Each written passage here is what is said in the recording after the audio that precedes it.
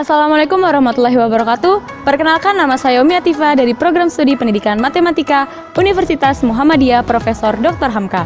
Di video ini saya akan melaporkan hasil kegiatan PLP 1 beserta teman-teman saya di SMAN 15 Jakarta. Berikut videonya.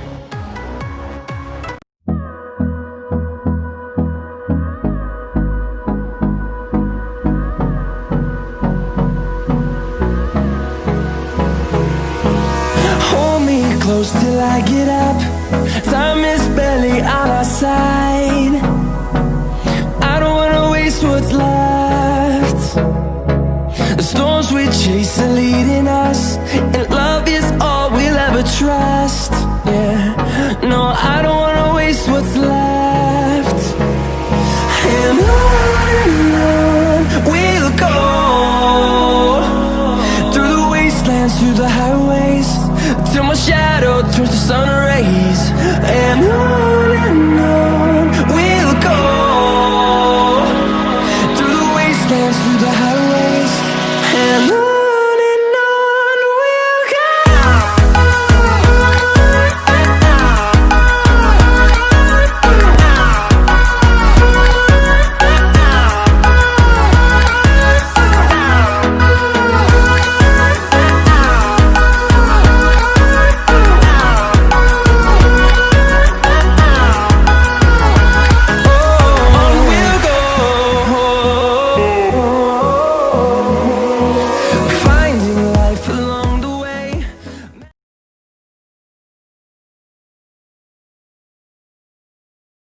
Untuk rata-rata domisili siswa yang di sini itu paling banyak di mana, Pak?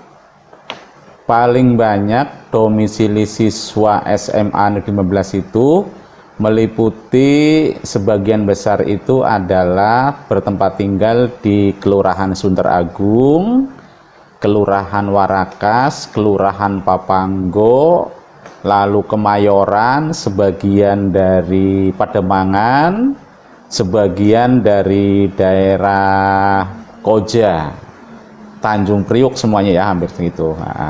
Jumlah siswa setiap paralel itu berapa ya, Pak? Siswa paralel kelasnya itu untuk kelas 11, 12 itu rata-rata 36. Tetapi untuk siswa kelas 10 dengan kebijakan dari Kadis Kepala Dinas Provinsi DKI, sekarang satu kelasnya itu 40, iya per kelasnya. Jumlah tenaga pendidik di sini ada 35 Bapak Ibu guru, tapi ada di sini dengan komposisi ada Bapak Ibu guru yang sebagai PNS, ada yang KKI, dan ada yang honor murni. Ada honor murni, jadi ada tiga kelompok. Nah, kalau digabung sama TU, ya TU itu kurang lebih ada 49. Ada 3 wakil kurikulum, wakil kesiswaan, dan wakil sarpras humas. Setiap wakil itu punya staf, ya artinya yang sebagai mitra untuk bekerja sama, namanya staf gitu. Kebiasaan positif siswa di sini pertama adalah dalam rangka pembentukan karakter.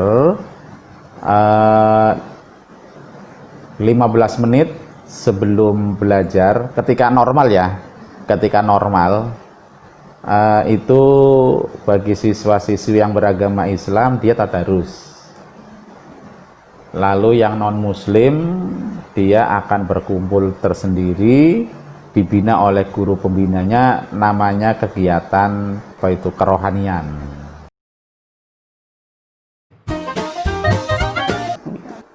Kalau tingkat kedisiplinan itu banyak aspeknya ya. Kalau misalnya kita bicara aspeknya dari segi kehadiran ke sekolah atau keterlambatan, bisa dibilang masih cukup kurang ya dibandingkan sekolah-sekolah lain yang saya tahu.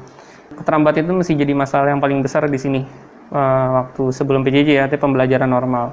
Masalah paling besar itu keterlambatan. Kalau disiplin belajar, terus disiplin lain sih masih bisa dibilang apa ya, wajar ya, nggak terlalu yang ekstrim banget nggak disiplinnya gitu. Cuma keterlambatan aja sih yang di sini yang masih kurang. Nah, kalau sanksi itu dibagi kategori, ada yang ringan sampai yang sangat berat gitu. Kalau misalnya keterlambatan itu masuknya ke yang ringan, tapi juga ada batasan-batasan, misalnya 5 kali terlambat itu pemanggilan orang tua, 4 sampai 5 kali terlambat pemanggilan orang tua, sampai nanti kalau memang masih parah baru ke wali kelas MBK. Kalau misalnya masih juga belum ada perubahan, ke kesiswaan gitu. Dan Pak, sebelum pandemi itu sekolah ini sering mengadakan kokuler nggak sih Pak? Yang kayak study tour. Iya, kurikuler study tour, karena beberapa tahun terakhir itu ya tidak ada pungutan kepada orang tua atau dari masyarakat, sehingga untuk kokuler itu kita tidak laksanakan. Yang pertama dasarnya adalah waktu itu ada himbauan gubernur bahwa tidak boleh keluar daerah, itu satu. Terus yang kedua, tidak boleh memungut biaya dari masyarakat. Jadi berapapun kecilnya atau apapun bentuknya, atas nama apapun, tidak boleh mengumpulkan dana. Jangan bilang kita mau jalan-jalan tapi kumpulkan uang untuk sewa mobil. Itu tidak dibolehkan seperti itu. Kalau sekolah sanggup menyiapkan ya silakan gitu. Ada memang kita ada transport kegiatan untuk siswa. Transportnya itu adalah untuk mengikuti kegiatan-kegiatan lomba. Ada, itu dianggarkan di BOS.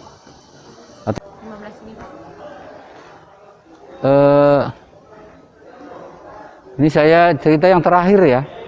Yang terakhir itu karena itu membanggakan ekskul KIR kita. KIR kita itu tahun 2020 ini memberikan 2 kebesaran nama, 2 kebanggaan. Waktu itu pertama mereka ikut di Malaysia, di Kuala Lumpur, juga memperoleh nama ya, memperoleh juara, tapi bukan juara pertama, bukan juara terbaik. Kemudian kemarin bulan Mei kalau nggak salah itu mereka mengikuti kompetisi di Singapura dan itu memperoleh predikat gold. Jadi juara 1.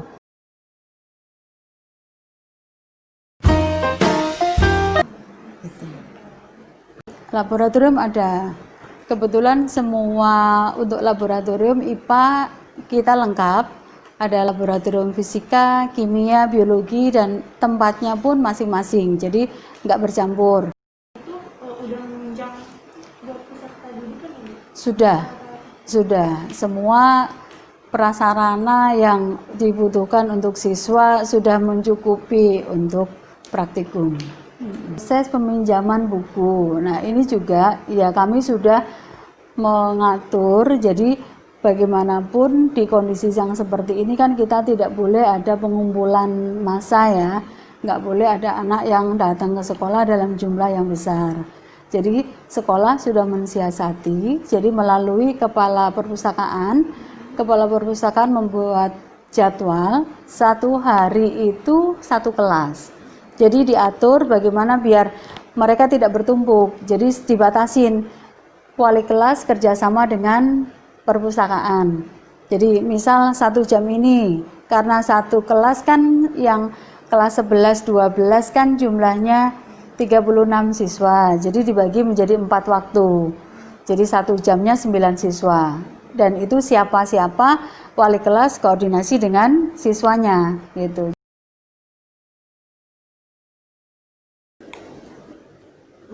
KKM sekolah itu 75 ya Bu? Iya. Kalau KKM dari matematika sendiri ada nggak Bu? Kalau saya sih membiasakan atau menciptakan sendiri, maksudnya saya nggak mau ngasih nilai anak itu terlalu rendah gitu. Jadi saya menerapkan sendiri di kelas saya gitu ya, maksudnya pas saya mengajar saya selalu awal itu kontrak. Meskipun KKM sekolah itu 75, saya nggak mau kalian remet misalkan satu ulangan terus nilai kalian 75. Saya nggak akan tega ngasih nilai 75. Jadi saya menerapkan mental anak itu untuk mendapatkan nilai 80. Nah Bu, tadi kan Ibu bilang Ibu mengajar di jurusan IPA sama IPS ya Bu? Ada nggak sih Bu perbedaan signifikan nih antara ngajar di IPA sama di IPS gitu? Perbedaannya banyak sih. Kalau IPA itu lebih ke arah kritis. Jadi ketika misalkan soalnya saya kan ngajarnya itu tektok ya, maksudnya saya bacain soal, mereka langsung jawab kayak cepet-cepetan. Nah, di anak IPA tuh Bu ayo Bu soal lagi gitu. Jadi nagih lah. Tapi kalau IPS karakternya mungkin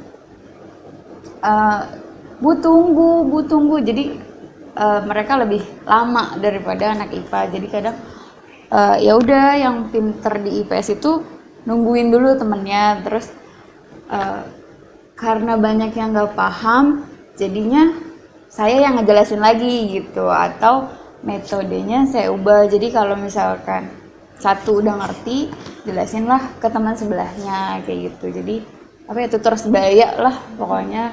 Kalau itu udah temannya udah ngerti, harus bisa mengajarkan teman sebelahnya, atau minimal 3 orang yang harus diajarkan gitu. Terus kalau yang suasana di kelas, kalau di IPS itu lebih rame sih, pasti lebih rame banget.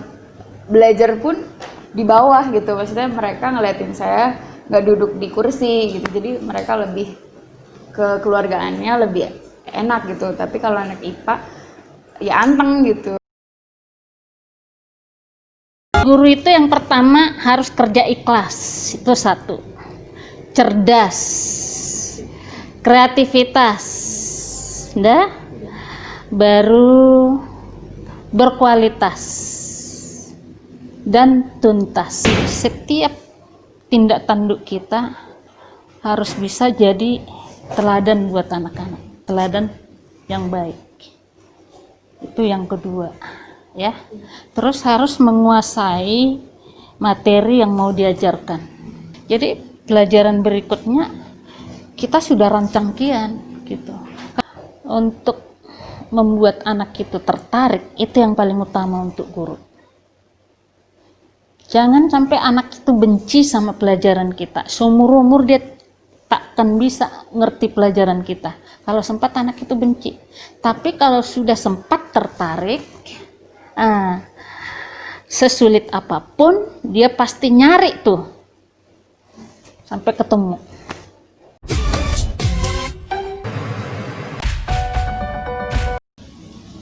Kalau misalnya baru datang aja nih dari depan, di depan nih suka ada guru-guru kan kalau pagi, kalau salaman tuh sekalian aja sih dilihat. Berarti razia kerapihan ya? Iya, kayak gitu. Guru-guru matematika itu seperti apa? Galak sih.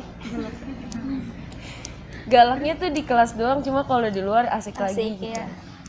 Gimana ya? Pokoknya yang asik lah pokoknya gitu. Iya, terus nggak berpatokan sama anak yang itu aja. Nggak maksa juga, harus ngerti gitu. Ya.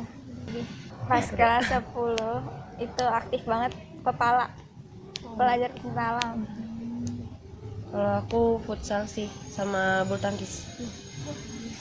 Selasa, Kamis sama Sabtu. 3 hari? Iya, cuma kalau Sabtunya biasanya kadang di luar, karena kan latihan fisik. Biasanya sih di gor sebentar sih, di sekolah. Ada materinya. Materi pembelajaran, iya. Pertolongan pertama, macam-macam pokoknya. Pertolongan pertama di sana. Aku biasanya kalau Kamis, Sabtu di sekolah. Kalau misalnya bulu tangkis itu hari Sabtu, tapi di Pademangan di gor bulu tangkis. Pernah waktu itu juara 2 di Budut. Budi Utomo. Sekian video laporan PLP1 saya dan teman-teman saya di SMAN 15 Jakarta. Billahi fisabilil haq, fastabiqul khairat. Wassalamualaikum warahmatullahi wabarakatuh.